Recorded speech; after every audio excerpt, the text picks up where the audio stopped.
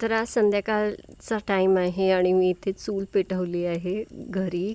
केव्हाशी डोक्यात चाललेलं की आपण एक चूल पेटवूया, कारण भरपूर लाकडं होती आणि घरी हे टोप जे आहे ते माझ्या आजीचं आहे, आजीच्या टाईमचं आहे.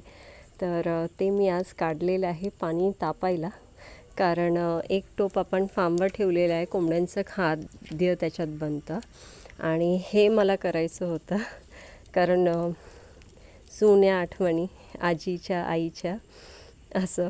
तर गिझर आहे, सर्व आहे, पण ती चुलीची वेगळी गोष्ट असते, मजा असते. जो पाणी जो गरम होतो आपल्या हाडांसाठी तर चांगला असतो. तर आज एवढ्या दिवसाच्या नंतर फार्मवरून आली, सर्व झाडलं आणि हे मी चूल पेटवली माझी आणि ती छान पेटलेली आहे. आता पाणी गरम होत आहे